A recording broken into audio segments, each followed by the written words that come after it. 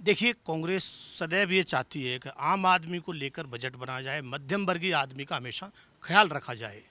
अब फ्री की रेवड़ियाँ बांट करके आप वाई लूट रहे हो, इतना कर्जा देश के ऊपर चढ़ चुका है और आप नई नई योजनाएं बना रहे हो और वो योजना धरातल पर कई बार नहीं उतर पाती हैं। जिस तरह से आप प्राइवेटेशन कर रहे हो, प्राइवेटेशन करने में आम आदमी की कमर टूट जाती है, चीज़ें महंगी होती चली जाती है। आप देखो, चाहे रेलवे का प्राइवेटेशन हो, चाहे एयरपोर्टों का हो, चाहे और कई चीज़ हों।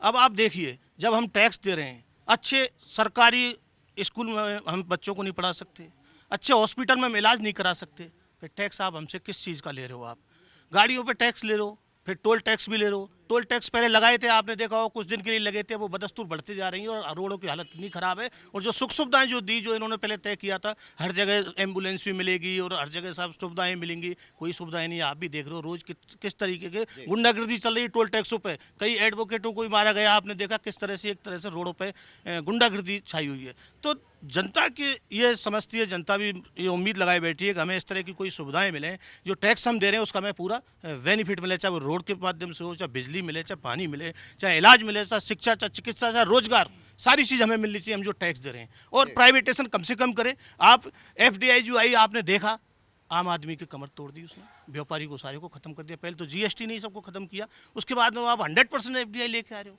आम आदमी कहाँ जाएगा? बड़े बड़े मॉल्स बन जाएंगे, बेचारे छोटे दुकानदार बेसी मारे जाएंगे। आप बताइए, छोटे दुकानदार कैसे कैसे करेंगे? आज यहाँ जितने लोग बैठे हैं, मुझे नहीं लगता कोई कोई आदमी छोटी दुकान से सामान खरीदता होगा।